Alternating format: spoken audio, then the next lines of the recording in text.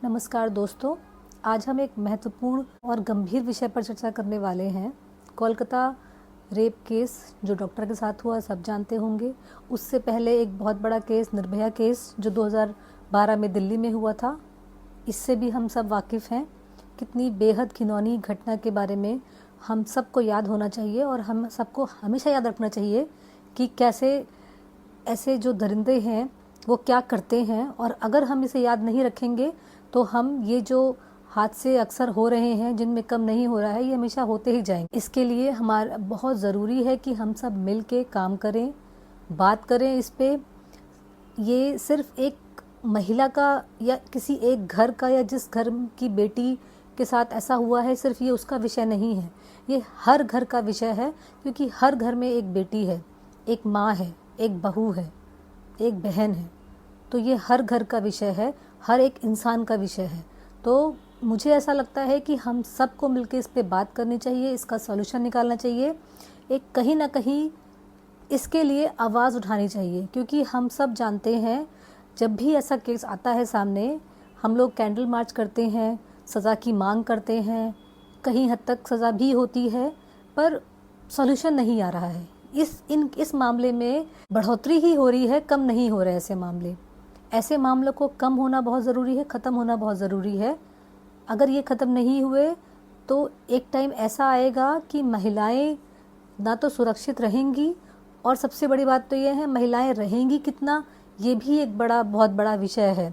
क्योंकि जब इस तरीके से होगा तो हर घर, हर परिवार जो भी किसी बात पे आगे नहीं बढ़ना चाहता, नहीं बोलना चाहता, वो इंसान या वो परिवार चाहेगा कि मेरे घर पे महिलाएं ना हो या कम हो।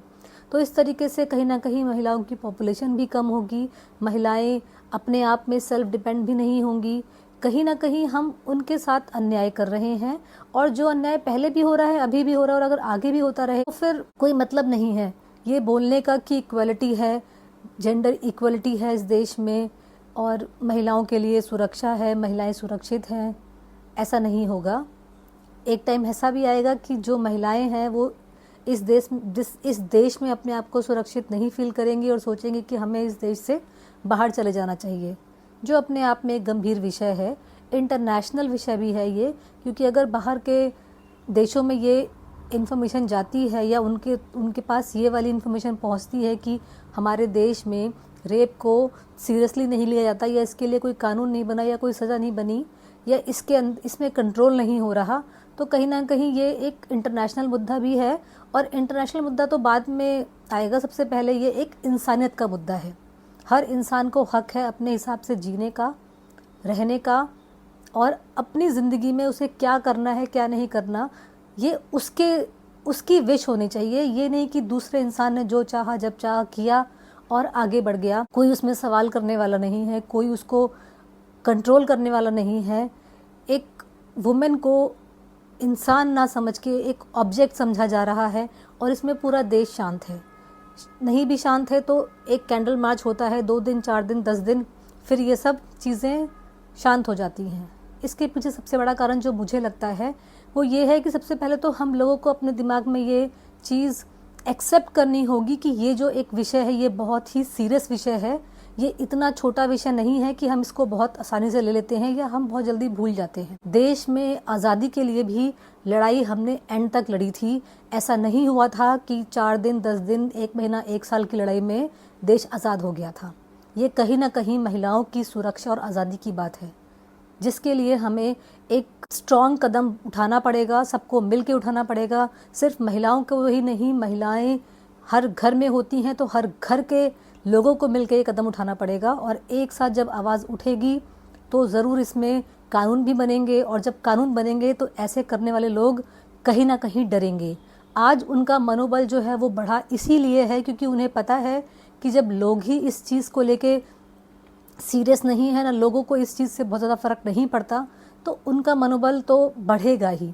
पर अगर उन्हें ये चीज़ रियलाइज़ कराई जाए, ऐसे कानून बनाए जाए, उनको सज़ा दी जाए, इस दरिंदगी को करने के लेवल की सज़ा अगर उनको मिलेगी, तभी वो इंसान आगे अपनी लाइफ में डरेंगे और ऐसा करने से पहले कई बार सोचेंगे। तो इसके लिए हमें इसका रूट कॉज एनालाइज भी करना चाहिए कि ऐसा क्यों हुआ, ऐसे कौन से लोग हैं जो करते हैं, उसके पीछे उनकी मानसिकता क्या होती है, क्योंकि ऐसे लोग ना हो ये भी ज़रूरी है और ऐसे काम ना हो ये भी ज़रूरी है। हमें बीमार को भी ख़त्म करना है और बीमारी को भी ख़त्म करना है, हमें दोनों पे काम करना है। या तो बीमार की बीमारी ख़त्म हो जाए या जो बीमार है वो ठीक हो जाए।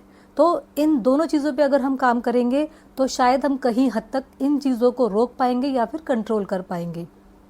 इसलिए मेरी उन सबसे अपील है जो लोग ऑलरेडी इन्फ्लुएंसर हैं, जिनके लाखों में फॉलोअर्स हैं, वो अपने चैनल के माध्यम से इस मुहिम को रोज़ चलाएं, रोज़ नहीं तो हफ्ते में, महीने में चलाएं, पर इसे रोके नहीं। अगर ये रुक गई, अगर इस पे एक्शन नहीं हुए तो फिर दोबारा निर्भया कांड होगा, फिर दोबारा कोलकाता कांड होगा और पता नहीं कौन कौन से होंगे, ये रुकेंगे नहीं। ये एक गंभीर विषय है, हम सबको इसमें काम करना चाहिए।